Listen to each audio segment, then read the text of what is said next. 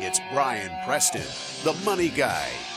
The last thing I thought was interesting on here is I think it's okay with your budget, because budgeting is, it sounds constrictive. In the beginning, I will tell you, I think budgeting is somewhat constrictive. But purposefully so. Because you want to make sure you can fund the things that are important, whether it's saving, whether it's travel, whether it's saving for the growing family or down payments on houses or cars.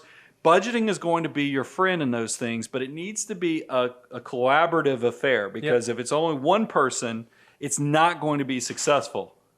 Did that make it on the camera? I hope so. No, it didn't.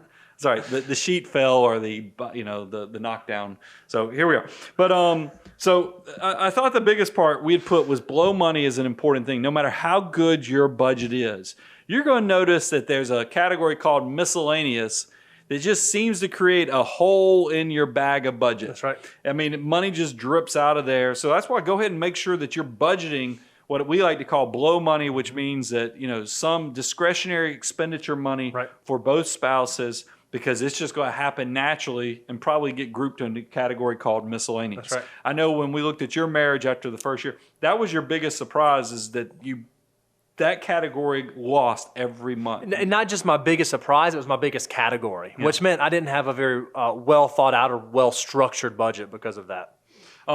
Let's kind of transition into beyond newlyweds. Okay. This is people, you've been married, or even newlyweds. You need to know this skill set and this data so that you can be successful as you go into your marriage as well. So this is kind of the setup. Is the first thing I think is important, and we advocate for this constantly. You got to do a net worth statement. It may be the single, I don't know if say the most important, but it's up there. In a marital relationship, it's one of the most important documents that you can put together to make sure that you are on the same page. Because if you don't know what you have and where it's at and how to get to it and what it is, then do you really even know if you're on track to wherever it is you want to go? It is just so important. Anybody who's watched this show or been part of the Money Guy family, you know that we do annual net worth statements ourselves. And a big thing, I like to turn it into almost like a date night, where I will share what's the changes and compare and contrast all the things that have happened with our net worth with my wife every year. And then I give her an actual printout that she can keep. So in case something happens to me, she has access, knows exactly. This is the breadcrumbs of what's going on in our financial life. And it's actually been a great thing. And I'll tell you, we think this is so powerful and so good. Stay tuned, guys, because in the next few months, we are going to actually start selling a net worth course. And by the way, anybody who's part of the Money Guy family that's transitioning into becoming Abound Wealth family members, you're getting this stuff for free too. That's right. So I don't want you guys going, well, I won't access that. You're going to get access because you're part of our wealth management side, but we want to open up something that creates a tool for people who are just brand new to maybe marriage or are getting started, and they want to have that template and all the tools because we're going to go beyond just a net worth template. We want it to be kind of a dashboard of success. So that's something that's coming, but it's really powerful. But there's a new progression that does need to occur, because I realized my wife didn't have all the passcodes for all of our accounts. She didn't know how to get in. She knew what we had, but didn't know necessarily without going into the physical branch at the bank or calling the 1-800 number of our investment company. Access was going to be much harder. Right. I've got a solution for you, so make sure you're hanging in there for that. But this really is going to be the tool for success. It's also what's the roadmap of your marriage. It's going to create effective communication between the two of you. It's just going to open up things a lot more if you have that tool of having a net worth statement that you're doing together and reviewing. Don't let this be something that the financial person prepares and then it gets under lock and key within the cloud or wherever you store your data, and your other spouse never knows what you've got going on, because then it's kind of like a tree falling in the woods. It just didn't happen. That's right. So let's talk about thoughts. I just kind of rapid fire. I want to hit a few things that I think come your way when you're in marriage. Some of this I hope you've discussed even before you've hit marriage. No, certainly before the 7-year mark. But if you haven't, maybe these can be conversation starters for you and your spouse. This first one's kind of ridiculous because it is hopefully something you've discussed. Kids. Hopefully this was discussed before you said I do, because that's such a huge thing. Savings goals. Guys, this is a big one. I think especially if you start looking at your your marriage is an enterprise, that everything needs to be aligned and moving the same direction, figure out where your savings goals are. We want you to be at 15 to 25% of your gross income as fast as possible. That's how you get the compounding interest working in your favor. So make that happen sooner, not later. Right.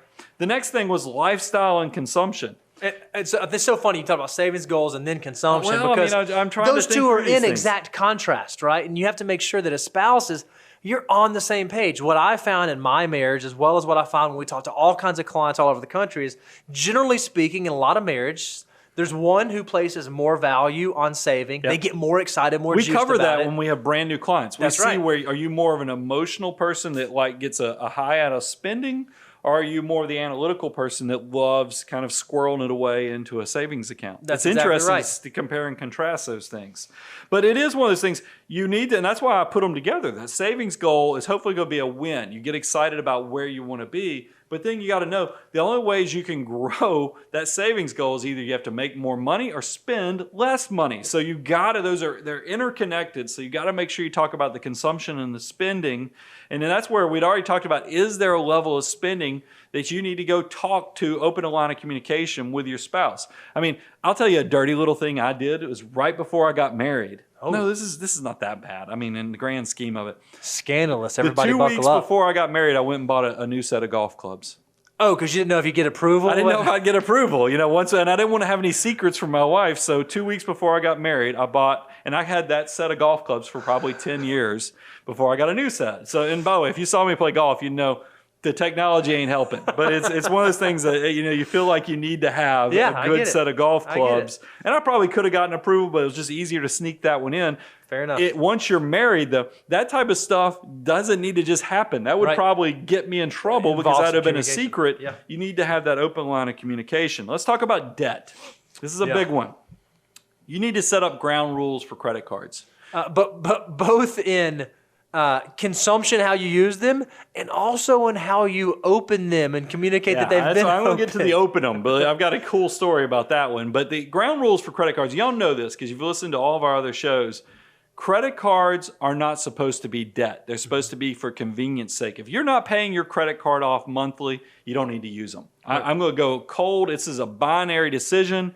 You either open it and you can use it if you pay it off monthly. If you're carrying any type of balance, the binary decision is you got to cut it, shut it down, cut it up, and probably follow something more like a Dave Ramsey where you just don't even do credit cards. I hate to be that cold-blooded with it, but y'all need to be aligned on that because credit card debt is one of probably the most predatory things. If you think about the interest rates they're charging, if you want to ever see how powerful compounding interest is, pay the minimum on your Look at credit on card. the other end, yeah. I mean, that is something that I think is very powerful. So definitely pay those things off. You need to have a conversation on that. Here's the second thing, and unfortunately, this wisdom comes at my expense. Which is always my favorite kind of My wisdom. wife is good with money. I want to give her a huge compliment. I am blessed that I married a beautiful woman, but also married a woman that's kind of good with money. I mean, she might, when she gets sad about something, she might do some emotional shopping, but usually she's got a great head on her shoulder about money. But there's one problem or one fallacy that got us sideways in our marriage a little bit. She knew I liked to get a deal, and she likes getting a deal so much that she'd go to these stores. And she'd have, maybe it was getting the kids new clothes for the school year or something. Right. It'd be a decent amount of money or furniture. And then they'd say, would you like to open up a store credit card? We'll give you 10% or 15% off. 10%, Well, that 15, sounds that's great. a big discount. Everything you spend today will get you, right now, just think about it. You got $200. We'll give you $20 off if you open up a credit card. My wife opened up some store credit cards.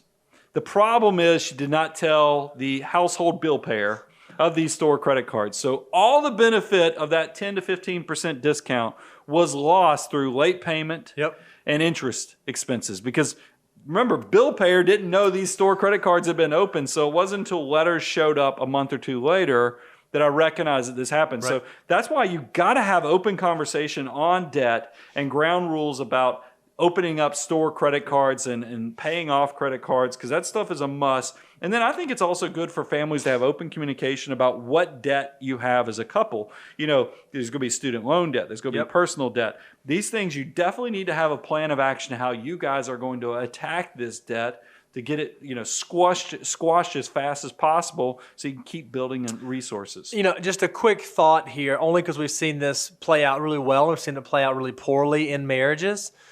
When you get married, now we've talked about separate assets and that sort of thing, but when you bring in debt to a marriage and you're committing that you're going to get married, it kind of stops becoming your debt and it kind of becomes our debt. And so it's something you just think about that way and not use it as a weapon.